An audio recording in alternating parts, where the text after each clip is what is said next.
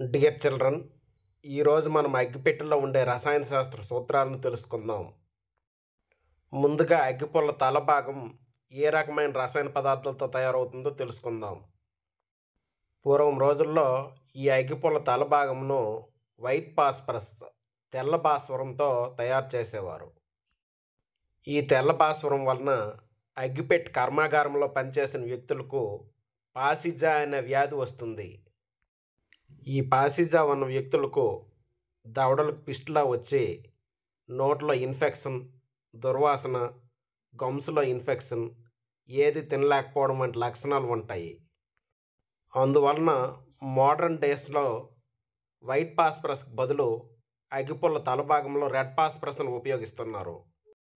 ఈ red phosphorus అంటే ఎర్ర భాస్వరం అధిక చర్యాశీలతను కలిగి ఉండి త్వరగా మంటను అందుకుంటుంది.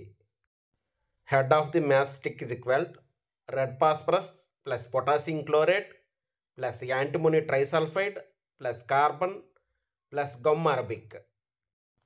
ఈ పొటాషియం క్లోరేట్ అనేది ఒక ఆక్సీకరణ కారకము.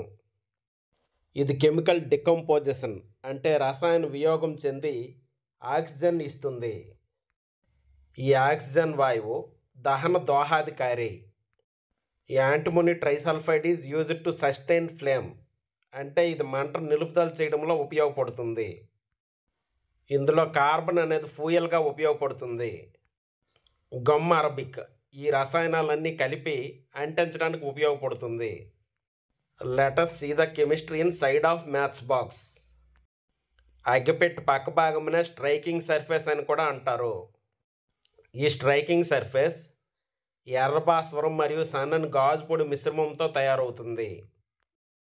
గాజు పొడి ఘర్షణ ద్వారా ఉష్ణాన్ని ఉత్పత్తి చేస్తే ఎర్ర భాస్వరం త్వరగా మంటను అందుకోవడానికి సహాయపడుతుంది. అగ్గిపుల్లను అగ్గిపెట్టి పక్క భాగంతో రుద్దినప్పుడు ఏం జరుగుతుంది? అగ్గిపుల్లను అగ్గిపెట్టి పక్క భాగంతో రుద్దినప్పుడు ఘర్షణ వల్ల ఉష్ణం ఉత్పత్తి అవుతుంది. ఈ ఉష్ణం వలన వెంటనే ఎర్ర భాస్వరం మంటను అందుకుంటుంది. రాసాయనికంగా ఎర్ర భాస్వరం ఆక్సీకరణం చెంది ఫాస్ఫరస్ ట్రైఆక్సైడ్ మరియు ఉష్ణాన్ని ఇస్తుంది. ఏదైనా రసాయన చర్యలో ఉష్ణం విడుదలైతే ఆ రసాయన చర్యను ఉష్ణ మోచక చర్య అంటారు.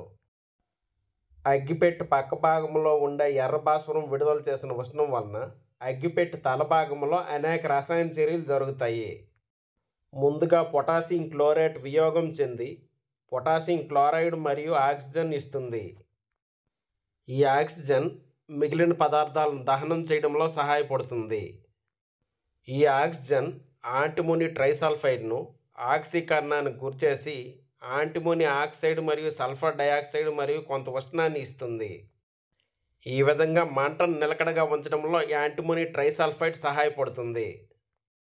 అగ్గిపుల్ల తలభాగంలో ఉండే కార్బన్ డయాక్సైడ్గా రూపాంతరం చెంది అగ్గిపుల్ల నుంచి ఉష్ణము, కాంతి విడుదలవుతాయి.